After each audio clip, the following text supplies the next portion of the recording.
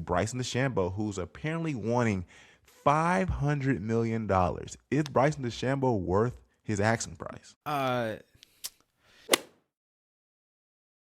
What's good, guys, man? We have a lot to talk about, man. Great finish at the Sony Open.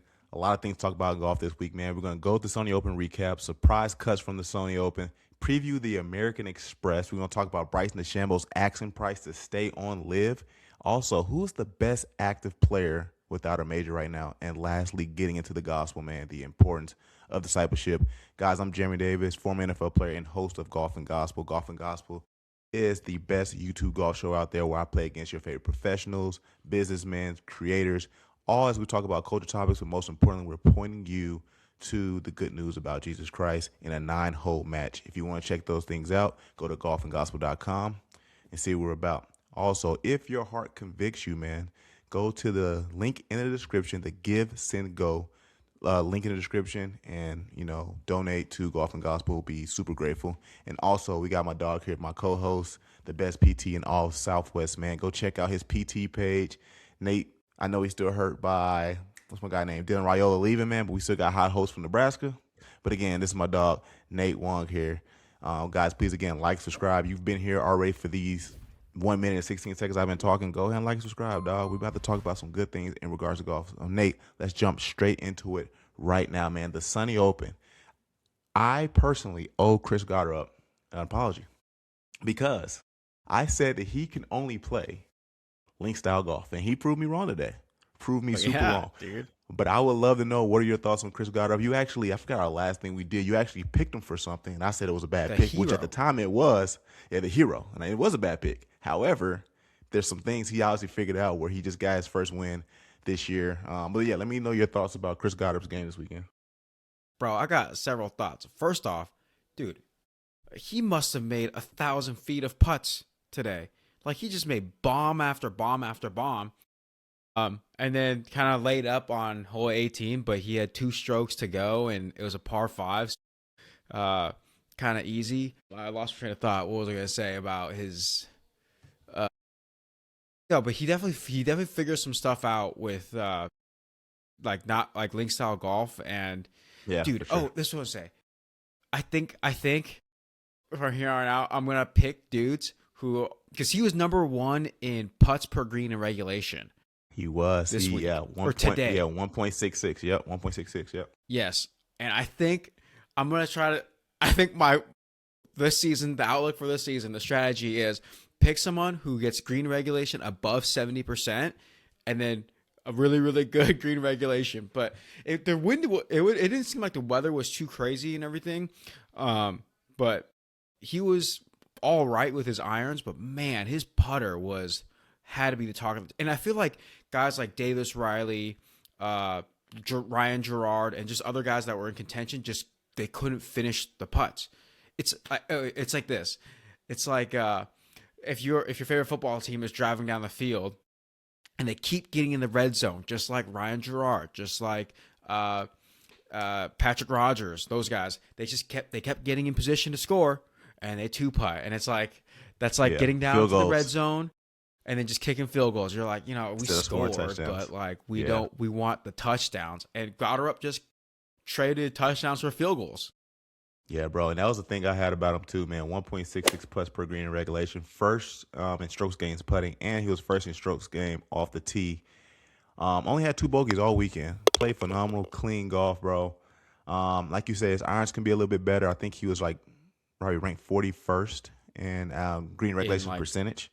Somewhere around there. Proximity too, yeah. Yeah, probably that too as well. But again, if your putter's hot like that, bro, your putter can make up for all those mistakes at those points, man. We haven't seen that obviously for our guy Sam Burns yet, but Chris Gotterup made a good job winning and showing that, man. Hot putter, and obviously, strokes gained T degree being number 1, obviously easily can help you come out victorious. And again, I just want to apologize to Chris Gotterup because I say, hey, bro, you're only a league style golf player. You showed it when you went over to Scotland, but you never showed it when you were in America.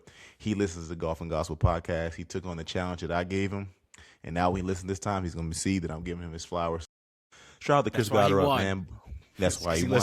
So he listened to Golf and Gospel podcast. But hey, I do want Talk about this, man. Vijay Singh, man. A lot of Yes, people had dude. problems with him using his career money exemption to get in this tournament, pretty much saying that, yo, you took a spot from a younger guy who has more upside than you. Like, we've seen everything you can do. You should not be doing this. And I think that got to him just a little bit because the first hole on the back nine, he started off with a double. So I wonder if he was a little shaky then and there. Also, like I said, the troubles he's having with walking and whatnot. But Yeah. he made the cut, played phenomenal. I think he finished with T39, was tied with Spieth, another Tight big name. Spieth, dude. I think, Yeah. yeah. So I would love to know your thoughts. What about how you feel about VJ? No, like, dude, for sure. Like, I sympathize with like a young up and coming golfer, but it's like, I don't know, I want to watch VJ play. It's like a little bit of nostalgia, you know. And I want to like get the eyeballs on TV screens. I want to get more conversation around golf, and a guy like VJ is gonna do that, not a guy like just some random dude that's like a mini tour guy or a Corn Ferry guy. And don't get me wrong, like I want to grow the game, and I want these Corn Ferry guys to get their chances, but you know, it's just one event, you know, and I think there are going to be other chances for other guys to get on tour and play pro golf competitive for a good earning. But I was happy to see VJ, and I'm so happy to see him tie with Spieth. I think I shut up some critics, you know.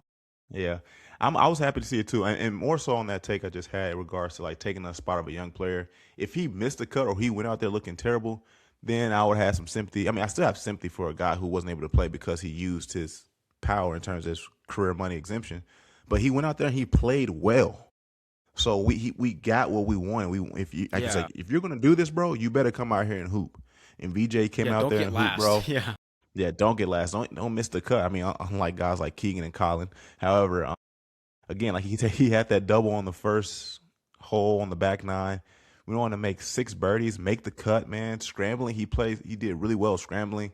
I know you hold out love a from the good scramble bunker on player. Thursday or something. Hold Yeah, out from the bunk. I feel like a lot of guys were doing that. Like at this point, I mean, I don't want them to make the game more difficult than what it is.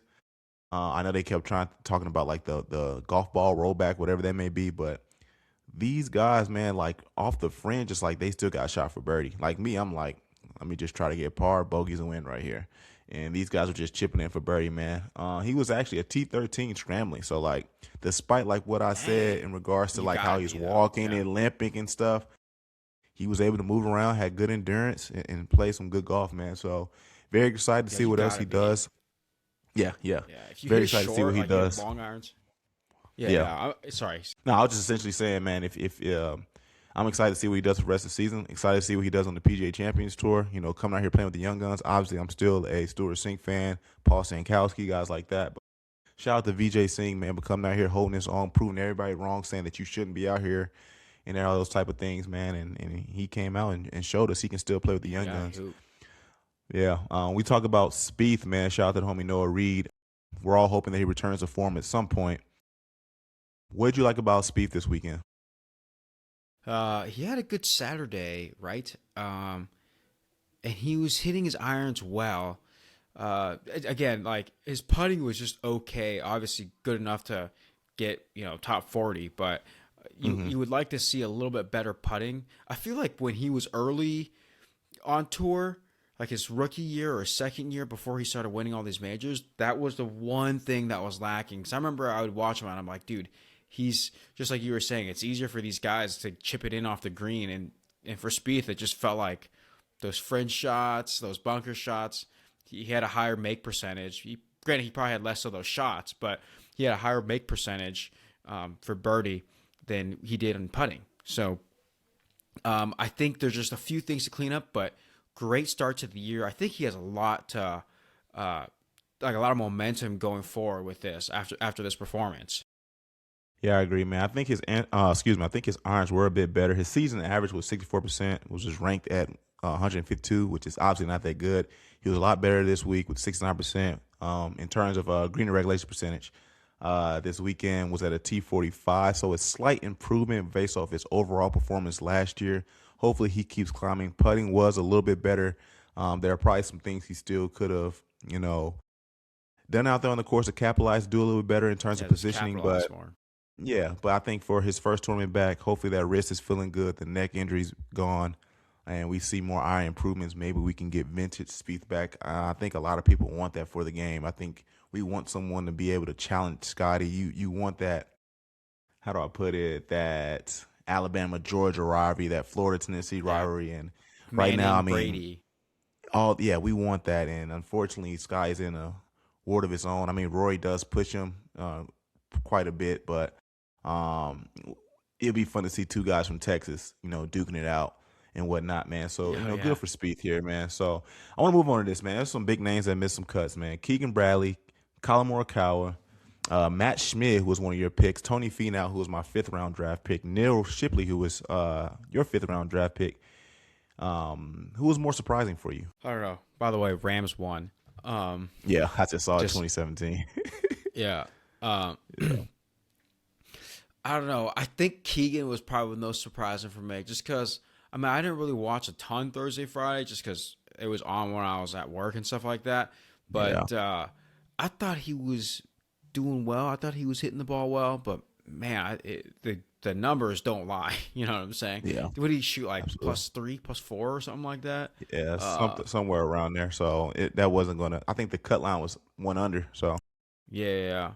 But he's the most surprising to me. Maybe Matt Schmidt a little bit, just because he is a little bit younger, and he he was kind of a hot player going for Team Europe, or potentially for Team Europe going to potentially, Ryder yeah, Cup. for sure, for Yeah. sure. Um, Yeah, but it's the yeah, start of the year. Like, I feel like some of yeah, these tournaments are just to get the rust off and to figure out where your game's at. If these guys do take breaks in the off season, so yeah, yeah. If you're not playing like FedEx Cup Fall and stuff like that, yeah, that's a good point. mm, For me, I was more surprised with Colin Morikawa because he is a big name. He is supposed to be in that tier of like, oh, yo, this is Colin Morikawa, and he had 6 bogeys on day one, bro.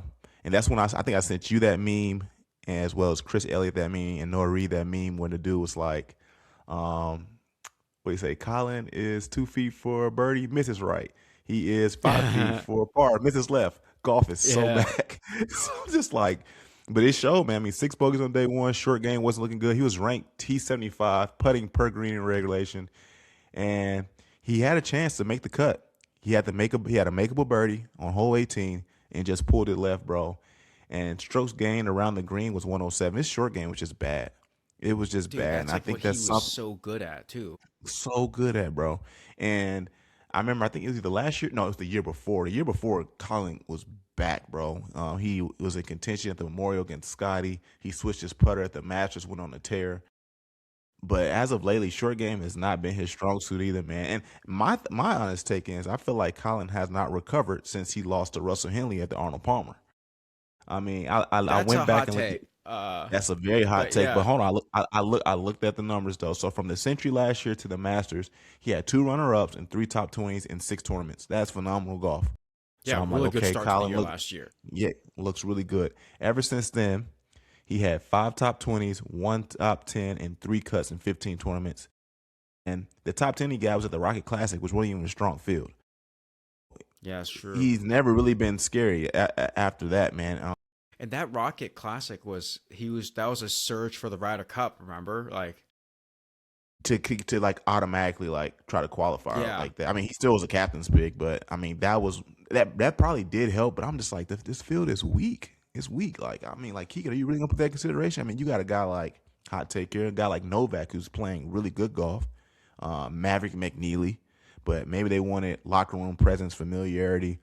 But man, I would say, as a fan, not a super fan of Colin, I just want to see you get back to what you were to like that Olympic year. Colin was a dog of a golfer. yes, dude, like He was two, a three. it's yeah, I would say just Scotty and Xander just kept winning all the majors, so he wasn't able to get any, but he was Yeah. playing good golf. How many cuts did you say he missed last year? 3. Ooh, we had 3 cuts. Yep. Do you know what's crazy? Colin Morikawa was, if I recall correctly, was the first guy to never miss a cut in his rookie year since Tiger. Wow. Yeah, because he was getting all those comparisons. Yes, he was and then the next year was when he won the PGA, The Open. right? What? Or was it the Open? Oh, it was Or PGA the Open. Championship. Yeah. Yeah, he won a major the next year, and then the year after he Mm-hmm. won, I think, the same major, and then Mm-hmm. it was like Yeah. he's the guy. It was almost like we just came off of the year that Xander had in 2024, not last year. Mhm. It's like, Yeah. oh shoot, is Xander the guy that's gonna be the Peyton Manning to Tom Brady, who's Scotty, right? Yeah. And Right. Yeah. Yeah. I mean, I'm hopeful for Colin, man, but again, he is one of those guys that didn't play FedEx Cup fall. So maybe this was him knocking the rust off. Maybe he was trying, new swing mechanics and stuff like that. But just because of who you are and the field is not as strong, I have expectations of you dominating that field and if anything making the cut, bro. So that was my surprise miss, man. I was very disappointed in Colin. Colin's gonna listen to this and he's gonna prove me wrong like Chris Gotterup did, but there we go. we gotta figure something out that with that putter, man. We can't have 6 bogeys on day one. That's around my golf. You can't do that, and that's a hot take too. Obviously, Colin will wash me in the game of golf, man. Maybe he needs to play you like to gain his confidence back. He Like could. A lot of people say they have fun playing golf with me. So maybe, or you need to let me on the bag. Let me caddy for him. You know what I mean? yeah, Let there me you talk go. trash to him, see if he proves me wrong and stuff. But Nate, let's move over to the American Express Pete Dye course. We know how much you love a Pete Dye course, Nate. Yes, Pete Dye dog. course, par 72, 7,210 yards. More water than fairways on this course. So, Nate, let's predict the 3 winners, 2 dark horses. Can't include Scotty because that's boring. If you guys are coming here to hear us glaze on Scotty Scheffler, not happening. We will talk Scotty Scotty Scheffler. playing? Scotty has, yep, he is in the American Express. I believe Cam Young's in the Let's American go. Express. A lot of good names here. But Chan it's Kim just is not in it. fun Let's to go, pick. Chan. Yeah, I know your guy. Shout out to Hamilton. But yeah, it's no fun always just picking Scotty. Like, go watch everybody else, and hear about Scotty there. Like, you're not gonna get it unless we're recapping a tournament. Then we'll talk about Scotty. But in terms of predictions, too easy to pick Scotty. We want to actually try and think here on this podcast. So, Nate, I'll start us off. I'll speak about my 3 guys I think have a high chance of winning the American Express. First off, I'm gonna go with the modern day Grand Slam winner when it comes to team golf. He gets his first solo victory on the PGA Tour. My fear, though, is his inaccuracy off the tee. It's a bit low, but I'm going to rock with my dog, Andrew Novak, man. I'm hoping Andrew Novak Okay. comes out, gets his first solo win early in the year. Obviously, he won the Grand Thornton in the Zurich with Ben Griffin. He's due. He's due. Just had his first child. He's trying to feed mouths. So I'm going Okay. Novak. Yeah. Novak is up for a victory here. Next guy I got is Patrick Kenley, because he can score. He can score. I know he didn't do good in the majors last year. This isn't a major tournament, but I mean, he's ranked 9 in strokes gained total, so he can score. But again, still taking the risk here and how I'm deciding right now. He's a bit inaccurate off the tee as well, ranked 117. But I'm hoping we can see 2022 Patrick Cantlay when he was kind of dominating, like he had ice in his veins. The way he played in the Ryder Cup, like that's a Cantlay I'm Yes. hoping to No see. hat. And Yeah. obviously, yeah, exactly. And then obviously he finished really well at the Tour Championship, almost taking the victory away from Tommy Fleetwood. Unfortunately, he didn't. But I'm going to have high hopes for Cantlay. I want him to recoup after the year he had last year, because I remember when we talked about him on our final podcast, 2025. Yeah. We were saying how like Cantlay, like it wasn't a good year. Yeah, I think you made like 16 He of got 20 cuts, third. but you missed. Yeah. But like you missed the 3 cuts you missed were majors. That's bad. That is bad. But I know. I'm hoping he Yeah. redeems himself. Yeah. Lastly, I want to get the guy that we thought he was off the live, but he tricked us. Siwoo Kim. Really good finish this weekend. He actually finished with a T9. One of the more accurate players off the tee. Last year he was in the top 20, and tee to green he was ranked 5th. The only thing that's a little in question is his putting. But we look at his performance at the Sony Open, man. Strokes gained off the tee, he was ranked 2nd. Strokes gained approach to green, he was 3rd. Driving accuracy, he was 3rd. As well as greener regulations, he ranked 1. But again, the thing that I'm afraid for Siwoo Kim is, again, his putting. He was ranked 74th. So hopefully he can dial in his putter, and Siwoo Kim can obviously have some hopes. And then him not going to live looks a lot better if he can come out here and win the If American he Express. falls out, So, yeah, you can't he be falls like, out, right? nah, screw it, and then like just Yeah. stink. It's like, we didn't want you anyways. Exactly. So those are my 3, man. I would love to hear your top 3 and who you believe can have a good chance to win the American Express. Again, guys, please like and subscribe, man. Lock in with us, and here we go. Let's see. All right. I think I'm gonna go with Sam Burns for pick number 1. We I know like he's it. good at putting. He's He's good pretty putting. good with his irons. I I see, like, the thing is with Pete Dye, I feel like if you can, like, shape shots onto those greens, because the greens are always kind of like curved. Like, just think 18 at Sawgrass. It kind of like curves to the left, you know? So if you can kind of hit a shot shape, if he can kind of shape those well, I think Cantley is a good pick for you, though. Because I think he can kind of do that with his irons. I agree. Dude, on that note, I don't want to pick him, though, dude. Screw it. Okay. On that note, I think I'm gonna go with Wyndham Clark with as Yeah. well. Okay, and we will talk about Wyndham Clark in the comments he made about Brooks Koepka, guys. But okay, Wyndham Clark. Um, again, like I mean, maybe I just got to get over his U.S. Open win because I was so impressed with that when he held off Rory, and I still talk about it today. You know, and he hits like a Yeah, a nice lot of butter people on cut. TikTok gave you a lot of people on TikTok gave you a hard time about that too, man. But we love the Yeah, traction. yeah. So you know what? That's it. I'm gonna go with Wyndham Clark, dude. I think he's one of my picks to win the American Express. He hits a nice little buttercut, which is like a shot shape, which is what you want on a Pete Dye course. The only tough thing is Pete Dye's courses like to curve left and to the right, and if you just hit one shot shape on the greens that curve to the left, you're gonna have a tough time hitting into that green. So you gotta like lay up and play it safe, play your miss, if you will. Um, and the other tough thing is like, let's say like hole 18 at Sawgrass, let's say he has to hit a cut into it and he hits it right on his chip shot, he's gonna have to chip it towards the water. So that's also that's why it's like it poses a challenge if you're like just like a uniform shot shaping kind of guy. But a cut is like a very controlled shot, so like when it lands, it stays. So if you're gonna hit a shot one way, a cut's probably the way to go on a Pete Dye course. So I'm gonna go Wyndham Clark, Sam Burns, and let's see. I think I might go Harry Hall. Wow, man, I'm pretty Just disappointed. You know, I'm proud of Harry Hall from this weekend, but he was in contention. He had the final pairing group. He was had the final tee time and stunk it up, unfortunately. But I am a well, huge fan of Harry Hall, so go ahead. you just based off how he did this week. The only thing was he just the putts couldn't drop. The He putts could played not even drop golf. for him. Hmm. I know, like, and that's what I was saying. Like, he had like a bunch of 10, 12, 15 footers on the front nine, and just they were not falling. And on the other hole, like, you could just hear, he probably, I don't know, I didn't have the sound on that loud because I was watching football, but you would Yeah. probably hear the crowds roaring because Chris Gotterup made every other freaking putt that he looked at. Hmm. Yeah. Um, so he was kind of trading touchdowns for field goals. I think he had a good performance. I think it's like it's like good, so it's not hard to follow up, or it's not like great, so it's hard to follow up, but it's good enough that it's like I have momentum going into this week. You know what I'm saying? Like if you Yeah. Big kill time. it, Big time. if you like go course record, it's hard to be like I'm gonna do that this week. But if you play good, if you play well, it's easy to like surge a little bit more. I'm just kind of hoping he does Yeah, that. that's a good take. That's a good take. And it's funny. So we're gonna get into our dark horse picks now. But one of my dark horses that I debated getting was Nick Dunlap because in 2024 he set the course record, getting his first win. I think he was still at Alabama, but then he decided to go pro at the American Express. So I was contemplating like, do I want to pick Nick Dunlap? But last year his season did not look promising, and I'm like, I don't want to go off, Uh huh.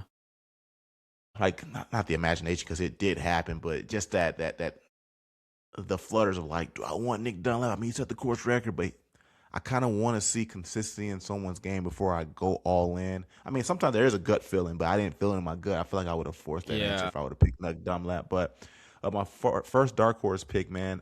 Unfortunately, he didn't have the best season last year. But statistically, this is where I'm going to try to convince myself that he has a chance. He was he is the number 5 in highest accuracy driving, top 25 in green regulation percentage, and 16th in putting. He won't give me my rematch on Golf and Gospel, but I'm hopeful for him. Andrew Putnam, bro. I'm hoping Andrew Putnam. I saw him in the field, and I'm like, you know what? This is Not the that year. long, you know. So Yeah, it's not that long. He's not a big hitter. He's not. He's not a big, but he is very, very accurate off the tee. So I'm gonna be hopeful that Putnam comes out here and just does really well. Top 25 would be great. Would love him to see him get a victory. Hasn't got a victory in a long time.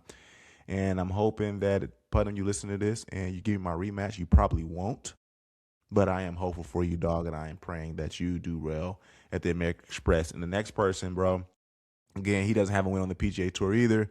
He has been close. He was part of the final pairing group with Scotty at the PGA Championship. He lost in the playoff at the Hero World Challenge against Hideki. He's always kind of sneaking up there, like, what are you doing here? But he always kind of plays some good golf. I like the homie Alex Noren to be one of my dark horse picks. That's true. He is always just like, what are you doing up here? And why are you lingering just, around the top 5 right now? Yeah, just hasn't really closed. Yes, that's the issue. Yes. All right. So for my dark horse, I kind of want to go based off the same line of reasoning you had with Siwoo Kim. I'm going to go with Akshay because he must have turned down like a 7-figure contract or whatever. So I'm going to go with Akshay because it's like, dude, if you're going to turn down a big live contract, got a ball. Otherwise, we don't want you either. Yeah, I'm playing. You're not We want him. Yeah, we want Akshay. I'm kidding. We want Akshay. Lefty. Yeah. Big swing. So you guys know Nate's a left-handed golfer. Oh yeah. So and then the other dark horse I want to pick is Hao Tung Lee.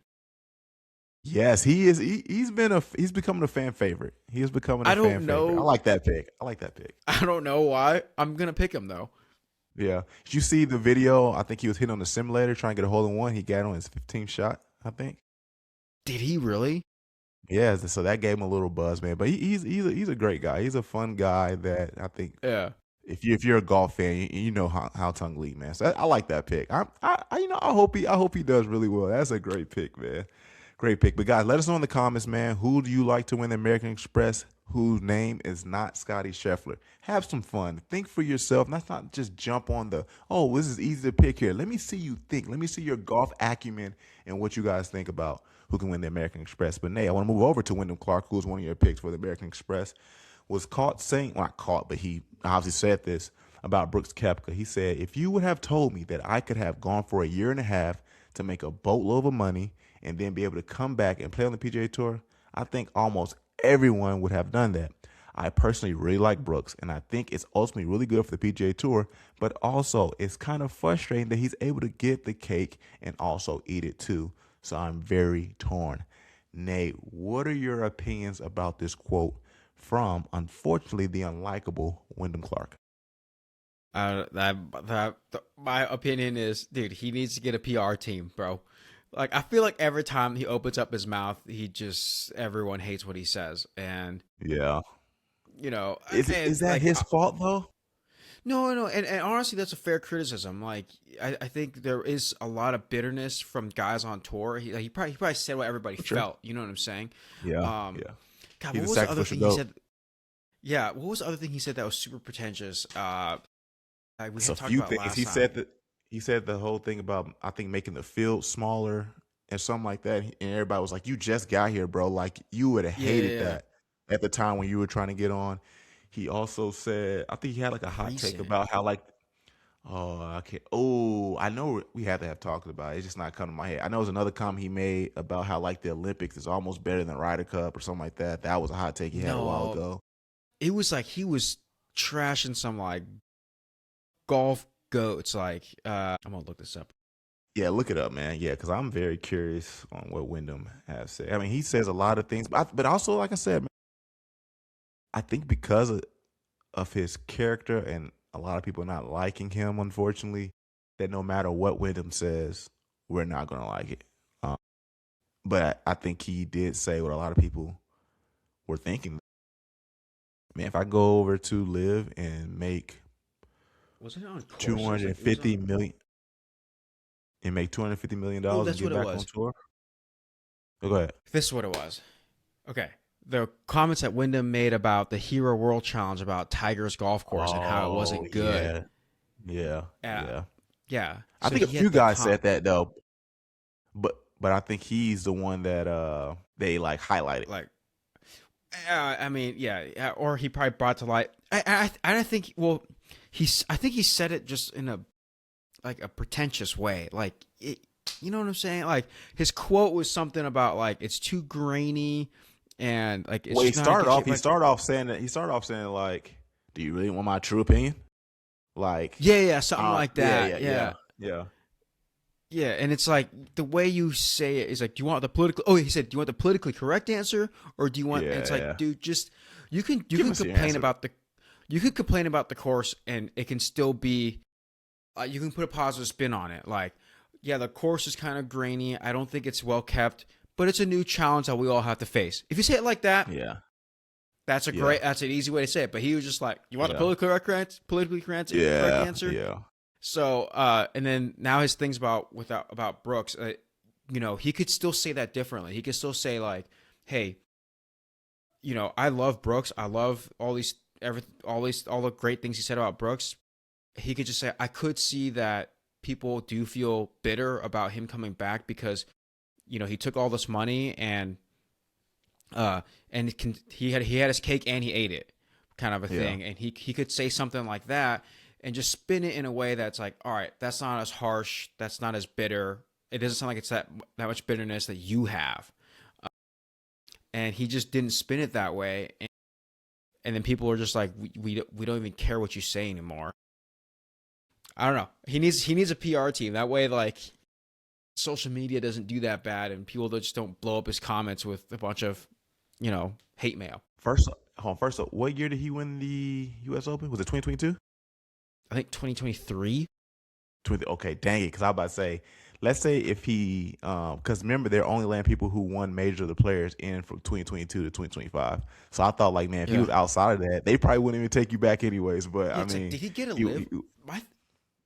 he, Sorry, I what? think a lot of people did. They just probably didn't broadcast it. I mean, he fits the We talked about that. Yeah. personality. Yeah, he fits the personality and what you think live golf is. But I mean, I don't know. He never outwardly said it. I don't believe that he got an offer from them. I But know. this But quote makes it seem like you did, though. I know. And the other thing too is like, dude, Brooks had a huge financial penalty, and like a lot of people suspect, like Trey Wingo, like the video I sent you. A lot of people suspect that like Bryson and Rom and Cam Smith, the main reason why they didn't go back to tour is because the huge financial penalty, and it's like Yeah. he didn't have his cake and eat it too. He had to pay a huge fine to get back on tour, and he's not Well, I reaping a guess lot of these benefits of being on tour. that's true. But also, it depends on how much was his total payout at Live, because that 85 Yeah, million no one knows. maybe can be like, oh, that's chump change to him. Let's say hypothetically he was making $400 million. It's like 85 million. Oh, sure, whatever. I got 315 million left. Maybe, I don't know. I mean, that's to be seen. But guys, again, let us know your thoughts on Wyndham Clark, man. But Nate, I want to move over to Bryson DeChambeau, who's apparently wanting $500 million. Is Bryson DeChambeau worth his asking price? Uh, Man, I don't think so, but I will say this. When you go into negotiations and it just doesn't sound like the people who are investing in Live have the greatest business acumen. So Mm. I feel like there's a difference between like your worth versus what someone's willing to pay. And I think when you factor in what they're willing to pay to try to keep Live afloat, then the value is there. Mm. Obviously, he doesn't. This is the thing. If I'm an employee of a company and I hire someone, you obviously want to make more money than off the employee than you're paying them. For sure. That's how For businesses sure. work. That's how it grows, right? It's not unreasonable. So obviously, if you're a business owner and you run the Live, you want to make more money off Bryson than you're paying him. That's just how business works. I don't think he's gonna do that for Live, but I Mm. just don't think the Live investors are that great of business acumen. So I don't That's hate funny. Bryson, and I want Bryson. I want Bryson to get that money, dude. Why would I? Mhm. Why would I root against Bryson getting paid? We love Bryson. Yeah, I don't think anyone's rooting against him, but bro, I say this with total respect, bro. First off, this is what I read. This is what I read. It said to put that number into perspective, once accounting for the prize money he will win from tournaments each year and not including endorsements, he will be earning more than Lionel Messi, LeBron James, Shohei Ohtani, Dak Prescott, the top 10 highest paid tennis players combined. It. In fact, the only athlete in the world who would be paid more than him is Cristiano Ronaldo. And unfortunately, you're not a generational talent to be. I mean, Like Bryce, go try to get 500 million. I'm not mad at you for trying that, but Yeah, I don't think you're worth 500 million, bro, at all. I mean, who's his you're a agent? great face. Yeah, that's a good question too. But obviously he's a great person for golf in itself, YouTube golf. Probably one more recognizable people in the golf space. But 500 million is saying like, yo, I did something to change this game. That's Tiger money. Yeah, no, That is indeed Tiger money. Yeah, dude, those are all fair criticisms. I'm over yeah. here smiling because I want a golfer to be that highly paid. I want That would be so crazy.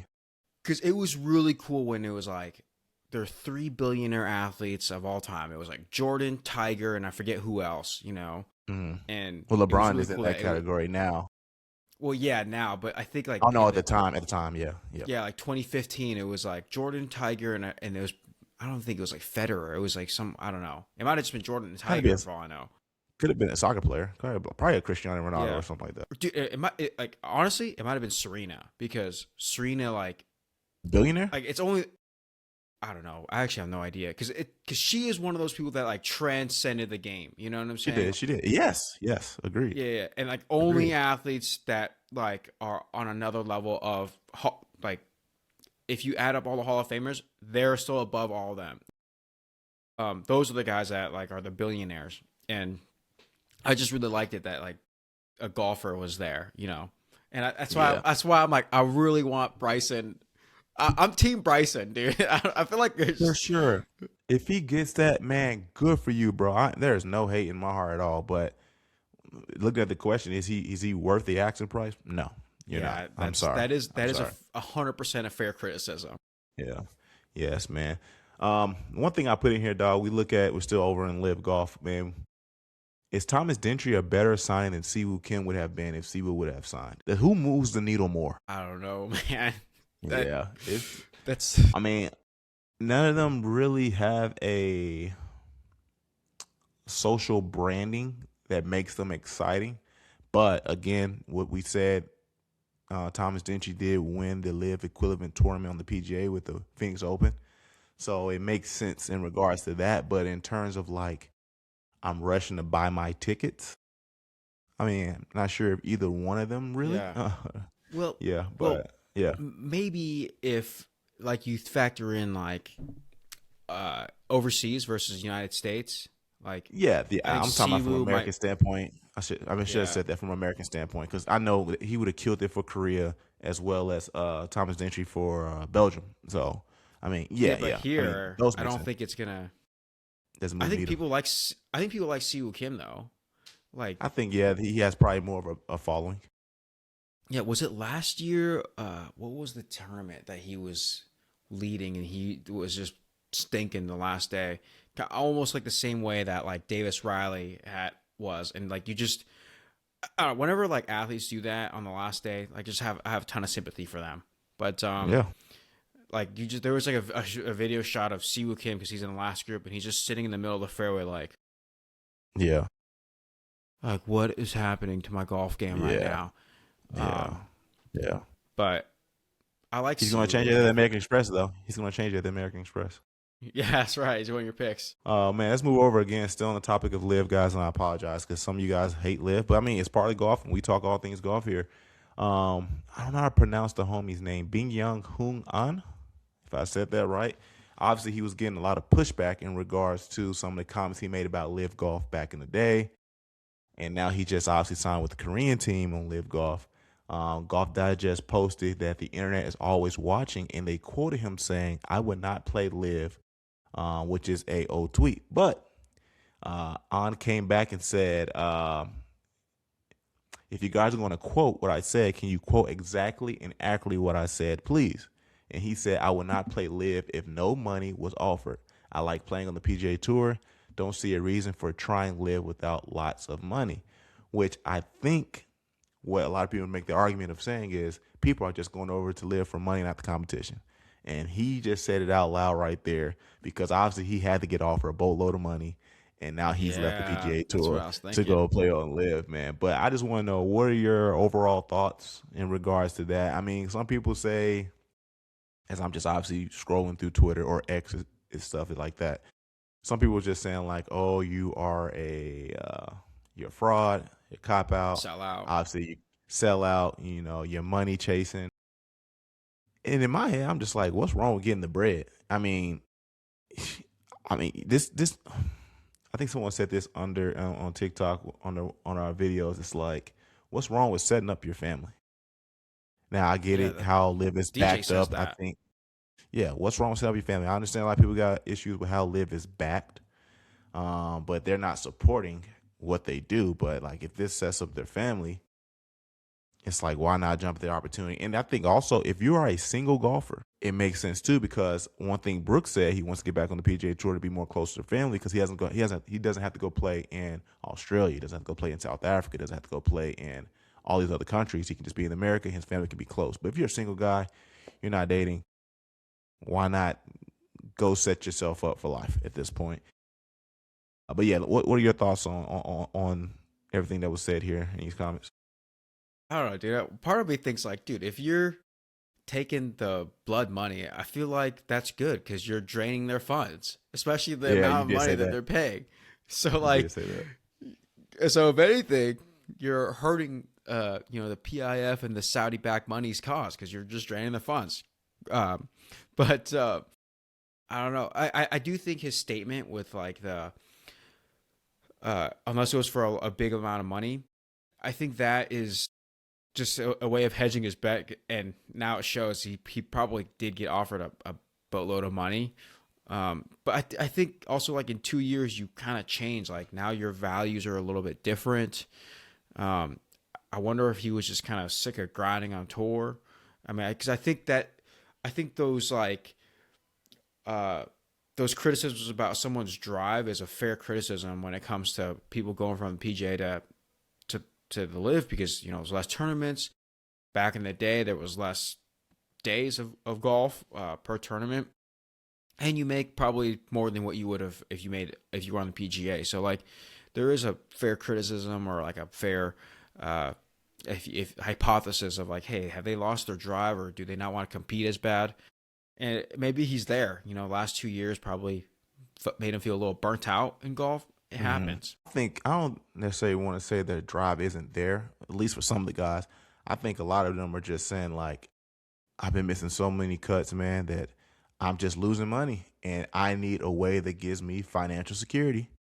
And what better opportunity to get that than to go on Live? Now, some people may say like, "Well, just get better at golf and make cuts." Okay, man. I mean, that opportunity was thrown at him. You guys, we can say that from the comfort of our houses and stuff like that. But the opportunity gets thrown out to you, you're probably gonna go take that. Yeah. And I mean, I don't know what his reasoning was. Obviously, again, it looks like he just went because of lots of money based off the tweets. I mean, yeah, I can only imagine like being in a situation where you just grind and you just keep missing cuts, getting sent back to Q school, hoping someone will sponsor you so you can continue to pursue your dream in the golf space. And that's not to say that he was in that space or that was his story, but I'm not sure how, because I'm not really familiar with his game to know like how many wins he has, how many cuts he's missed and stuff like that. But I mean, now he's secure financially, and you Yeah. still get to compete. They're still competing on Live. You can say whatever you want about their drive. They're still competing. They're still trying to win, even though it's about to be 4 days now because they're trying to get official world golf ranking points. But um, they're still trying to win each and every weekend that they do play. They're not just out there just because. Um, and that might be a hot take for some people because they don't think they are trying to Yeah. compete. But Yeah. I think those Well, guys I still are was trying to compete. yeah, I was more going on the lines of like, dude, if you're a little burnt out, because like some of my friends that played Corn Ferry and mini tours are like, it's not the golf, it's like the grind, and that kind of burns you Hmm. out. And Yeah. I don't think On has won anything and kind of been in contention, and that way it's like, well, now I'm kind of burnt out of the grind, getting 40th and making 20 grand a weekend when he's seeing guys pull up in their, you know, Rolls Royces, or something like. I don't know. I mean, I have no idea what life on tour is like, but I just can see that like that little burnout and like, dude, every other week you see Bryson in his dope mansion, and you're like, I could have that life if I just take the Live contract. And Yeah. yeah, facing burnout versus taking that Live contract and living like Bryson or closer to Yeah. Bryson's standards. It's like I Yeah. don't So, hate. so Yeah, so looking it up right now, 0 career wins. He has a career earnings of $21,535,424 That's on not bad. 25 season. 0 wins. It's not bad at all. 0 wins on 2025. Obviously, I say he has none in his career. 8 top 25s. So I don't know, and he's 34. So I don't know if he feels like his skill set is starting to regress. Maybe, I don't know. But then again, it's also a cool opportunity because I like how they're representing their country of Korea. Like they have a South African team, they have a Korean team, and like he probably is like, yo, what better opportunity to also represent my country as a unit, but also play for individual status on Live too. Maybe that's also part of his thinking. Yeah, Yeah. So that is guys, cool. again, let us know your thoughts too, man. Would you take the money if you were him, or would you just keep grinding out on the PGA Tour? I think a lot of you guys would say, yeah, if you had the opportunity to join Live right now, and they say, hey, yo, we'll give you $20 million. Or you can keep trying to grind on the tour, be on the Corn Ferry, maybe get your PGA Tour card. Which would you do? I would love to know, man. But Nate, next thing I got for us before we get to our level up golf for the week, who is the best active player without a major? And this is what the list of Golf Digest came out with. Tommy Fleetwood, Ludwig Oberg, Cam Young, Robert McIntyre, Russell Henley, Sam Burns, Victor Hovland, Ben Griffin, Patrick Cantlay, or Harris English. I'm inclined to say I'm inclined to say Fleetwood. I, okay, Interesting. Not interesting. Interesting for you because I said Victor Hovland. But yeah, I okay. know, but so this is the thing is like they're both. I don't know as much about Fleetwood, but I feel like Victor Holland was pushing for a lot of majors. He pushes for one like every year. He does. So last year, the U.S. Open, he was kind of in the running. And I remember the PGA Europe Championship. Championship. Yep. Hmm. When Brooks won, he was in the running for that. And there's just several other U.S. Opens or Mass. I don't know if he was ever in Hmm. the running for a Masters though. Um, I just I think Victor is due for one more so than Fleetwood. Mm. But I think Fleetwood is a better golfer. Like if Fleetwood was playing in the American Express, I would have picked him because he can shot shape. He can, and like Pete Dye courses are going to be fun for him, you know. So, Good what's take. your Good take? take. I had Ludwig Oberg, and more so because there. I I think feel like there's. I think it's two chances when he had opportunities to win the Masters, but he just fell apart on hole 18, back to back years. Well, I think 18 this last year. The year before, it might have last been year, somewhere either Amen's Corner, maybe somewhere around yeah, it there. was like Amen Corner. Yeah, I think he Yeah, bogeyed like 12 or something like that, or no, yeah. 11. Because at that time, I think it was between him, Scotty, Max Homa, Homa, and yeah, it was one more person. And I'm like, yo, Ludwig is super close, but he just can never close out on that Sunday going down that stretch. But I and think he's won a Ludwig signature Oberg, event. he has won a signature event. So I think Ludwig Oberg is probably the best active player without a major right now. Yeah, he's definitely the Might get young some. one that's like, He has the most upside out of this group. yeah, Again, Tommy Fleetwood, Ludwig Oberg, Cam Young, Robert McIntyre, Russell Henley, Sam Burns, Victor Hovland, Ben Griffin, Patrick Cantlay, Harris English. Ludwig Oberg has the most upside out of these 10 players who have not won a major, in yeah, my I would opinion. agree with you there. Yeah. Yeah. But guys, let's move over to our level up golfer of the week.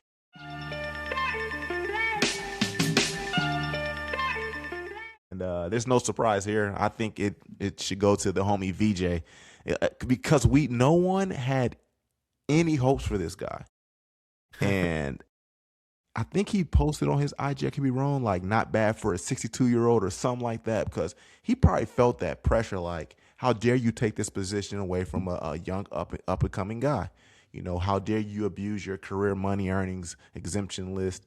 But yeah, level up golf for the week is definitely VJ, man. VJ is a Yes. very good player. I got to watch him live at the PGA Champions Tour. Still was a good golfer.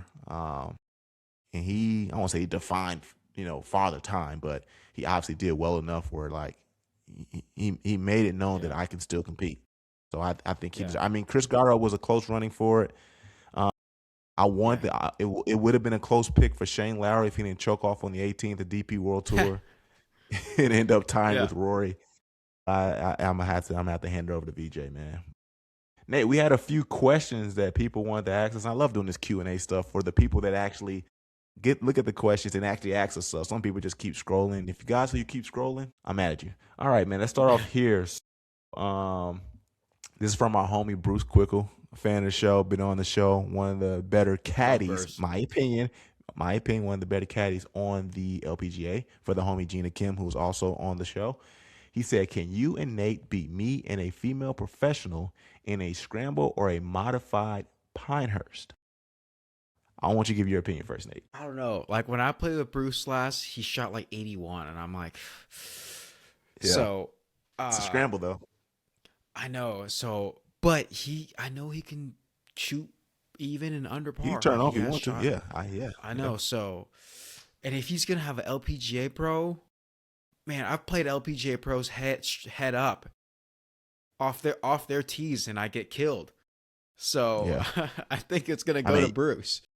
yeah. I mean, you guys can go look at Golf and Gospel, man. I've had plenty of LPGA Epson Tour professional women's golfers on my show. Have not beat one of them at all alone. Um, the thing that would suck in this case, one, I would have to be on that day, and because of your background with golf, you have to carry, bro. Like there will To obviously make be some putts, yeah. times. Yeah, I think I like my putting. So every time I play with you, I don't want to say I putt better than you, but that's probably the only thing I can compete with you in. But in terms of off the tee and approach shots, you gonna have to carry us there, bro.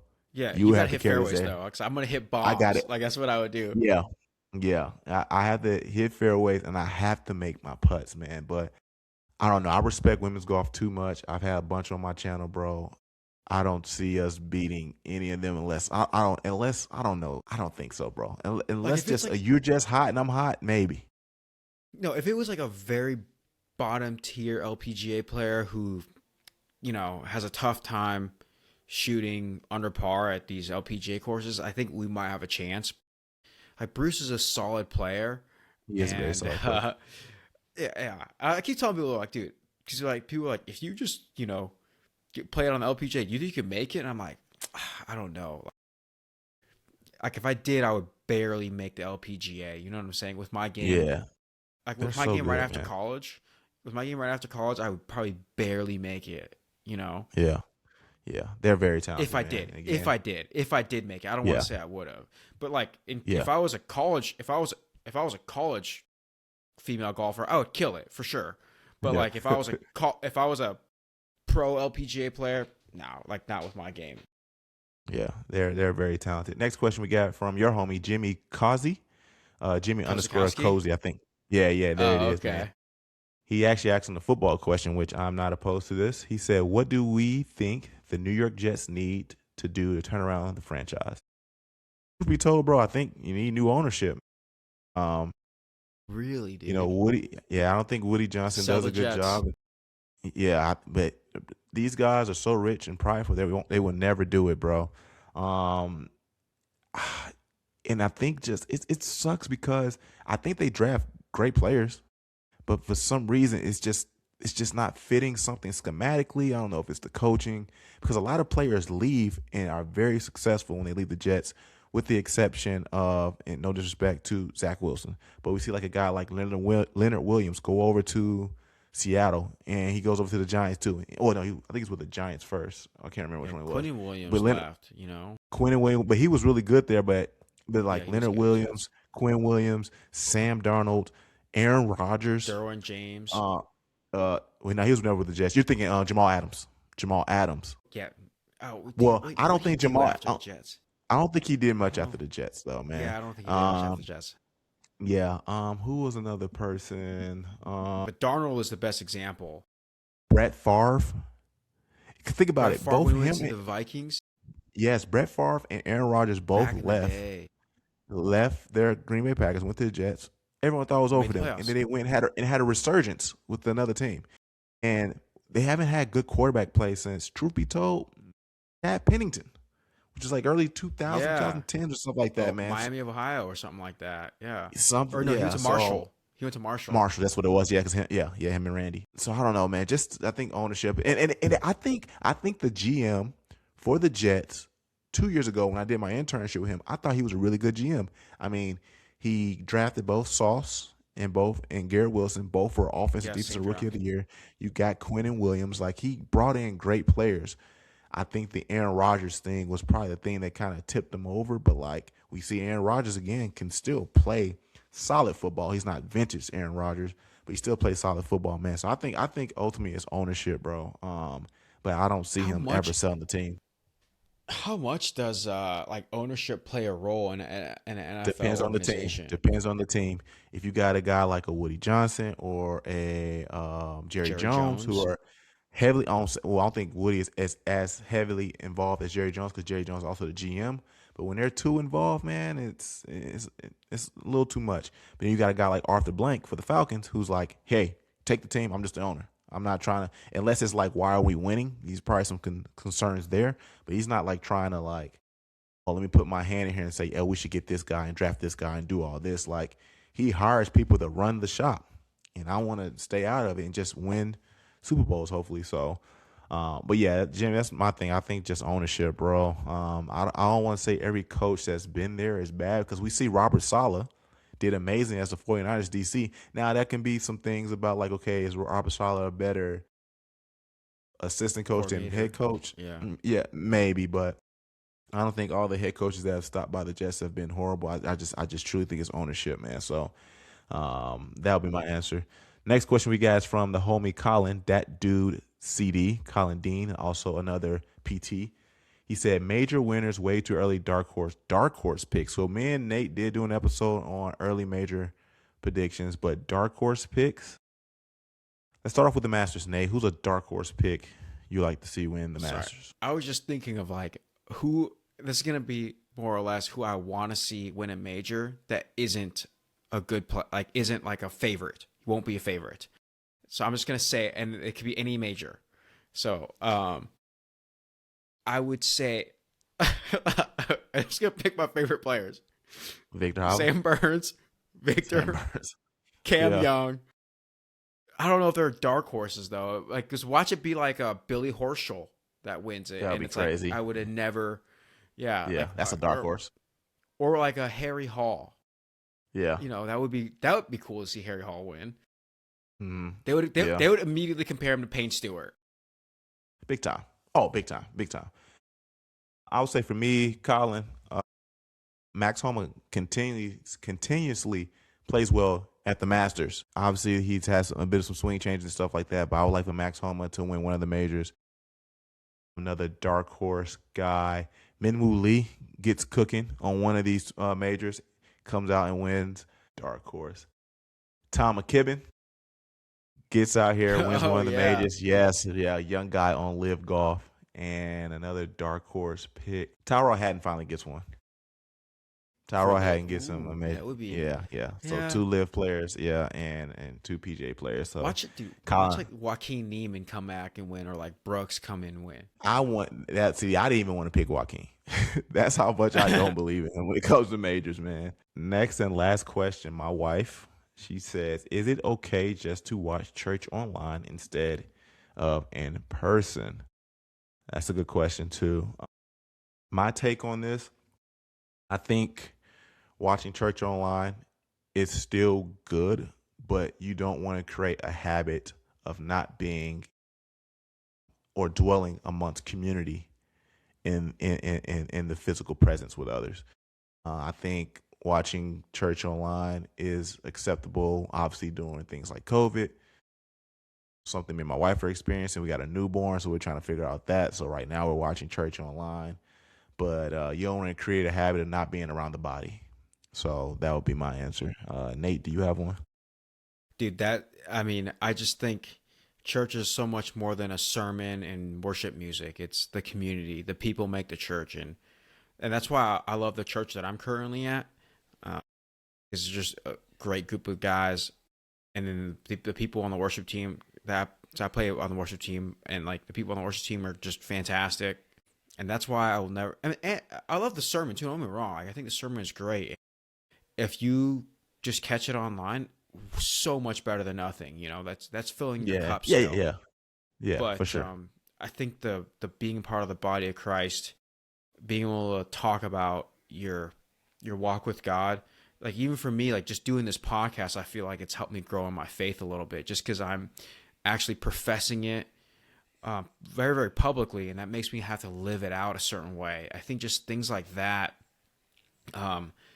help you grow in your faith. So it's beyond just sermon and learning and music. It's the community. That's a good one, man. And again, that was my wife who asked. I think that was a great question. Thank Great you, question, Erica. Erica. Last thing, guys, we want to get into our gospel portion, man. Obviously, this podcast is called Golf and Gospel Podcast. We're going to talk about our golf, but most importantly, we want to point you guys to Jesus. So, Nate, the question I have for us is, how important is discipleship in your life? Like the ones who have been discipling you. So, who are some men that have discipled you, and why is that important for your walk with the Lord? Yeah, so I'm just gonna give a shout out to the homie Robbie Trent, who did FCA in Nebraska, and there's actually really cool videos of him like baptizing people this fall at Nebraska in their training room and stuff like that.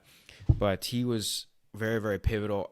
I think the main thing he showed me was just an example of the gospel, and it was through a lot of FCA, and just like we had examples of like, hey, we're gonna ask you to do like a simple assignment, like we pick a guy out of a group of people, and it's like, hey, we want you to throw a football and you got to hit the field goal post, and if you don't throw it and hit the field goal post, everybody's got to like run laps or something like that. And then they kept throwing it, and then he'd miss, we'd all run laps, throw it again, we miss, run laps. Sometimes we throw it, he'll hit it, and then be like, well, there's a next rep. Throw it, miss, we run laps. And then all of a sudden, like, there's one time he throws it, he misses, and then they go, hang on, here's grace. And then, like, someone runs a laps for you, And that like, image of, like, oh, we had this punishment because our representative missed the field goal, but someone ran the laps for us. And that really helped. Like, this is the penalty of sin. You sin every day when you put your sport above God. That's idolatry. And that just kind of helped me mentally, even in my sport too. Like, that just helped me to like put down the situation of golf. Like, there's a lot of pressure I'm facing with this putt. There's a lot of pressure I'm facing with this drive. How can I put that down? But I just think he's been really pivotal with how I view the world, how I view my own sin, and how I view my vocation and stuff like that. So I don't know. I feel like I talked way too long, but yeah. No, that's fine, bro. That's great, man. I mean, shout out to the homie Robbie, man, for the impact he had in your life, and and where you are, obviously, with your relationship with Christ, man. For me, bro, there are a few men that I'm super grateful for in regards to them taking the time to disciple me having the humility to receive that discipleship. I would say one of my favorite ones, unfortunately, like me and him don't talk that much as I would have liked. We don't talk as much as I would like, is my homie KB, bro. KB's discipleship meant more than like he would even know, bro. I doubt he listens to this, but when Paul said, I believe in 1 Corinthians 11:1, be imitators of me as I follow Christ. Dog, KB does that, bro. Like, the way I see him speak about the gospel, the way I see him treat his wife, even when he does sermons, bro, some of the mannerisms he does, like, I steal those from him because, like, I'm studying him. Because when I go do speaking engagements, I want to obviously learn from good speakers. And KB is a phenomenal speaker when it comes to sharing the gospel, bro. And there were times, obviously, when I was a player in the NFL, I used to always go to Tampa. I would just dwell amongst him, bro. And, like, he can hang, bro. Like, he was just such an example of, like, what we talked about in the past few episodes of, like, this man is surrendered by the gospel, but he's not culturally illiterate. And the way I look up to KB, you would think, like, he's, like, 15, 20 years older than me. That homie's probably, like, 3 or 4 years older than me, bro. And yeah, bro. And, like, the way he just exemplified the gospel in all aspects of his life, man, was just so attractive that it made me want to obviously reflect that. And again, not because I'm trying to be like KB, but like the scripture said in 1 Corinthians 11:1, be imitators of me as I am of Christ. I see that from KB. So it helps me want to further my relationship and reflect the gospel because of KB, man. Another guy, I don't really talk to him as much, but he was very crucial in my walk. Benjamin Watson. Benjamin Watson, obviously long time tight end for the New England Patriots. Played That with Ben the Watson. Saints. dude, he Yes, bro. seems like a Yeah. dope person. Great guy, bro. Don't talk to him as much either, but man, my time in the league and just serving with him with IJM International Justice Mission, he has a heart to serve, bro. He loves his community, bro. And obviously, when Scripture talks about how Jesus said, "I did not come to be served, but to serve," Benjamin Watson exemplifies that, bro. And then, yeah, he has that heart. And then just also the way he spoke life into me. It just got me hype in regards to the gospel. And I remember I had a moment with him on the International Justice Mission. This was before I was married and everything. We were just talking about something as a group. And I feel like he almost got emotional. I was like, bro, you make me want to be like you, bro. The way you speak about the gospel, the way I see you love your wife, bro. The way you fight for children in the womb, bro. It's so encouraging to me, dog, that it makes me want to better my walk with Christ, man. And I applaud you for being a great example to me. And I don't know if he's heard that a lot to him vocally or in person, but I wanted to affirm him that, like, you're doing a good job, bro. Because unfortunately nowadays, as believers, we do such a bad job that we're stirring people away from the gospel. So obviously we have a responsibility that we need to make sure we're reflecting the gospel so we're not hindering anybody else's walk. But these men that have sold into me, like a Benjamin Watson, like a KB, I'm super grateful for. And the last one is my pastor, Will Sullivan. And more so on the theological aspect of it, man, just helping me decipher the scriptures, speak about the scriptures within context, taking time. He's a really busy guy, bro. He's so busy. He does a lot. My pastor's one of the, if not the best defensive back coach in the country, private defensive back coach. He does a lot of things with the Saints. He trained Revis. So he's a very busy. I heard of him. Very busy. Yeah, very busy guy, man. But the way he just took the time to sit down with me, he did me and my wife's premarital counseling. He discipled me one-on-one. The way he helps me decipher scripture, his discipleship meant a lot to me too, man. And again, I've spoken about this. We need to be selfless when it comes to our faith and not be so selfish. Like, I'm saved, so I'm not going to speak about the gospel, but I know I'm good. And they're helping build me up and teach me so I can go out there. And I think it says in Mark 16:15, go out to all the nations, proclaim the gospel to all creation. So they have sowed in me better ways to do that. And obviously the way they've spoken it to me and the way they've reflected it has done a lot for me with my walk in Christ, man. So guys, if you're out there listening, man, like, seek out discipleship. Yes, open the word up. Read it for yourself, grow with your relationship with Christ for yourself as an individual. But just like in sports, bro, like, when I need help with my swing, I'm going to see Chelsea Carroll or the homie Carey at Arizona Christian. I'm not going to just sit here and there are times it's like I can sit here and work on things on my own, but sometimes I need coaching. Yeah, I need coaching though. Yeah, we just got to practice, but I need coaching. And I think when it comes to discipleship and our walk with Christ, we need coaching, man. So I hope both men and women go seek out discipleship. Discipleship is just too important. We heard what Nate said with his homie Robbie. You know, I named off a few guys with KB, Benjamin Watson, Will Sullivan. Too, but yeah. I do feel Yeah. like I'll be here all day if I named everybody that's really helped me with my faith. You know, like, it's just like some of my friends, and then, you know, I had a lot of mentors, and like, I feel like high school was very pivotal too. But there's just a lot of people that helped. You know. Yeah, no, I agree, man. But hey guys, I hope you stuck around for this episode of Golf and Gospel Podcast, man. Yo, like, subscribe, dog. We keep saying this. We're seeing the lights get a little bit better, but again, if you guys sit here and y'all text me or Nate and say, I like this part, yep, like, bruh, stop doing that, bruh. Say it in the comments, dog. Say it in the comments, man. I feel like we can screenshot so many, texts we get from, like, hey, what was your thoughts when you talked about this? Or like, hey, can y'all talk about this? And like, y'all could have said that in the comments, bro. It helps push it out there. It helps the traction and stuff like that, man. Again, guys, let us know your thoughts on American Express. Let us know about if Bryson Young is, I'm Bryson Young, I'm talking about football. Bryson Dechambeau's accent price is worth $500 million. Yo, we'll see you guys on the next episode of Golf and Gospel Podcast. I got to relieve my wife of this baby. Peace.